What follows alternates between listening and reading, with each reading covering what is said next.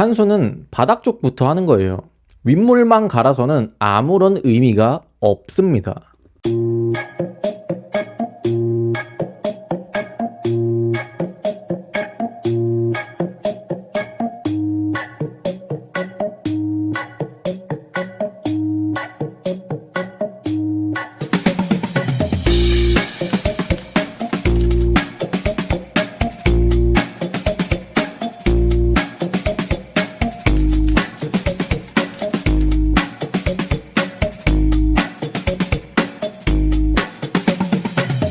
혹시 물고기를 키우다가 아무 이상 없던 어항에 생물들이 갑자기 죽어버린 경험 있으신가요? 물은 자주 갈아줬는데 왜 갑자기 생물들이 죽고 물이 탁해질까요? 환수할 때 가장 중요한 것 중 하나는 윗물이 아니라 바닥부터 환수하는 게 맞습니다. 아니, 정확히 말하면 수조 안에서 가장 오염물이 많이 축적돼 있는 곳, 그곳에서부터 환수를 해야 된다는 거예요. 근데 그 오염물들이 결국 쌓이는 곳이 바닥 쪽인 거죠. 물고기 똥이나 남는 사료 이외의 대부분 유기물은 중력에 의해서 바닥으로 가라앉습니다. 겉으론 깨끗해 보일 수 있지만 바닥재 속 자갈 틈새 등 바닥 쪽에 쌓인 오염물을 무시하고 그냥 위쪽에 떠있는 물만 환수를 해주는 건 몸에서 냄새가 나는데 향수만 뿌리는 것과 마찬가지입니다. 잠깐 괜찮을 수는 있지만 실제로는 전혀 해결되지 않는 거죠. 윗물만 환수를 해야 된다라는 주장에는 그 이유가 크게 두 가지로 분류되는데요. 첫 번째는 바닥재에 있는 박테리아가 죽어서 여과력이 낮아진다는 겁니다. 여과 박테리아는 염소가 있는 수돗물로 빡빡 씻어도 100% 없애기가 쉽지 않아요. 그런데 어항 안에서 바닥재를 뒤집는다고 여과 박테리아가 죽는다는 게 저는 돌을 붓으로 갈아내겠다 이런 말로 들립니다. 만약 그 말이 사실이라고 해도 물고기가 바닥 쪽에서 헤엄치거나 잉어과 친구들이 입으로 바닥재를 계속 뒤집고 파고들면 박테리아가 계속 죽어서 없어질 텐데 그럼 어차피 포기해야 된다는 거고, 바닥재에 의지해서 운영을 해야 하는 어항이면 환경이 많이 열악한 거예요. 바닥재에 있는 박테리아는 정말 서브 중에 서브, 있으면 좋은 거 정도로만 생각하는 게 좋습니다. 여과력을 좌지우지하는 건 여과지입니다. 제가 몇 년 전에 그때는 대형어를 되게 좋아해서 평균 30cm의 육식 대형어를 10마리 이상 바닥재가 없는 수조에서 물의 오염도가 심한 생먹이를 주며 장기간 사육을 했는데 물 상태에 이상이 생긴 적은 단 한 번도 없었습니다. 왜냐하면 선프에 여과재가 말도 안 되게 많았거든요. 여과력이 의지하는 건 물이 사이사이로 순환되는 여과기 안에 여과재에 해당되는 얘기입니다. 두 번째는 바닥에 침전되어 있는 오염물을 건드리면 쌓여있던 질소 화합물이나 황화합물이 터져서 위험하다, 어항생물을 죽일 수도 있다. 이건 맞는 얘기예요.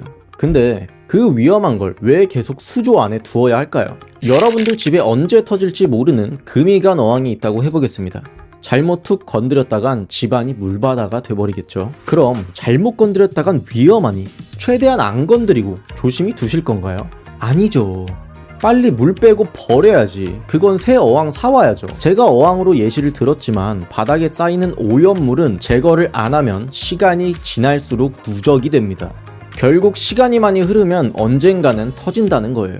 바닥 쪽에서부터 환수를 하라는 말은 바닥 쪽부터 물이 썩어서라기보단 이런 오염물, 이 물을 썩게 하는 그 원인을 제거하라는 얘기예요. 이런 것들을 제거하지 않고 위에 있는 물만 갈아주면 환수를 하는 의미가 없습니다. 물을 갈아줘도 바로 부패가 시작되고 이런 화합물들이 녹아들기 시작할 거예요. 환수하기 전날과 같은 상태가 되죠. 바닥 쪽을 건드려서 환수하는 게 생물의 폐사와 암모니아 폭주, 악취를 만들어내는 게 아니라 반대로 바닥 쪽에 보이는 시커먼 오염물들이 이런 환경을 만들어냅니다. 그러니 환수는 항상 바닥부터, 바닥에 오염물이 없다면 그 다음에 상단에서 하는 거예요. 방법은 사람마다 취향마다 다르지만 내가 제일 편한 방법으로 하는 게 정답입니다. 바닥에 있는 오염물을 제거해준다, 이 룰만 지켜주면요. 시연을 보여드릴게요.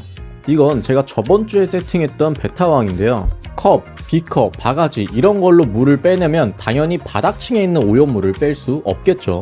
모든 장비를 정지하고 호스나 사이펀을 이용해서 물을 빼주세요. 어항 크기마다 다르겠지만 보통 호스가 굵으면 길다란 호스를 사용해서 물을 직통으로 빼는 걸 추천드리고, 호스가 얇으면 직통으로 빼도 되고 버킷을 가져와서 버킷에 빼내어도 됩니다. 호스가 굵으면 수조에서 물이 빨리 빠져나가게 되는데 어항물이 다 빠지기 전에 오염물을 다 빼려면 편한 동선으로 이동을 하면서 청소를 해야 하거든요. 근데 길이가 짧으면 오염물을 제거하면서 이동해야 할 때 잠깐만 수면 위로 빼도 물이 끊겨버려요. 수직으로 쭉 떨어지면 끝이니까. 하지만 물이 이동하는 길이 호스가 길면 청소 구간을 이동하면서도 여유롭게 청소가 가능합니다. 내가 호스를 빼도 물이 계속 이동하고 있으니까. 뭐 이런 건 호스를 잠깐 막으면 해결할 수 있지만 더 중요한 건 물이 담긴 버킷을 옮길 필요가 없어서 편합니다. 그리고 이런 수초로 빽빽한 어항에도 찌꺼기는 있는데요. 바로 뿌리 쪽에 있어요. 이걸 손으로 부채질을 해서 털어줘야 합니다. 겉으론 멀쩡해 보였지만 엄청나죠. 이게 수초의 생장에도 많이 영향을 줘요. 그래서 지금 수초 상태가 많이 안 좋아졌습니다. 식물이 양분을 필요로 하는 거지 찌꺼기를 먹는 게 아니라서 그렇습니다. 이런 바닥층 위주의 환수는 매번 해주면 좋지만 어항에 생물이 많이 없다면 굳이 매번 할 필요는 없습니다. 습관적으로 오염물이 쌓이는지 눈으로 확인하고 안 보이면 구조물 사이나 혹은 그냥 가볍게 환수하면 돼요. 이런 오염물이 바닥에 침전되어 있으면 물이 깨끗해 보이지만 실제 상태는 그렇지 않거든요. 제가 수족관에서 일을 할 때 생물이 의문사, 갑자기 죽었어요 하는 것 중 가장 많은 이유가 이런 이유였습니다. 이런 오염물들이 계속해서 쌓이고 결국에는 생물이 감당하지 못할 만한 상황이 된 거죠. 우리가 좀 단순하게만 생각해보면 우리 눈에 더러워 보이는 게 수조 안에 있으면 매우 높은 확률로 그게 어항에 좋을 리가 없겠죠. 제가 어릴 땐 PC방에서 흡연구역이 따로 있는 게 아니라 게임을 하면서 흡연을 할 수가 있었는데 리니지라는 게임을 하시는 어떤 사장님 자리를 보면 담배꽁초를 정말 탑처럼 쌓아놓고 게임을 하시더라고요. 정말 아슬아슬할 만큼 담배꽁초가 쌓이면 제가 친하게 지내던 알바 형이 제 떠리를 갈아줬어요. 하루는 그 사장님이 밤을 새고 게임을 하셨고 담배꽁초를 너무 높게 쌓아놓은 거예요. 그때 다른 아르바이트 누나가 그걸 치우다가 사고가 났습니다. 바닥에 쏟았어요. 그래서 다른 알바 형도 같이 치우고 치우는 동안 그 사장님은 게임을 못했죠. 치우는 알바생도 힘들고 사장님은 게임하러 왔는데 가만히 기다릴 수밖에 없었습니다. 결국 사단이 난 거죠. 상황이 마무리되고 알바 형이 이렇게 말하더라고요. 사장님, 컴퓨터로 문의 주시면 제가 바로 갈아드릴 테니까 어느 정도 찼다 싶으면 바로바로 말씀해 주세요. 그래서 그 이후로는 이런 일이 생기지 않았어요. 이 어항에 있는 찌꺼기들도 마찬가지예요. 쌓여가는 담배꽁초입니다. 이제라도 중요성을 제대로 알고 환수 루틴을 바꿔보세요. 여러분의 수조는 장담하고 더 건강하게, 더 아름답게 변할 겁니다. 오늘도 영상 봐주셔서 감사드리고 다음 영상에서 뵐게요. 감사합니다.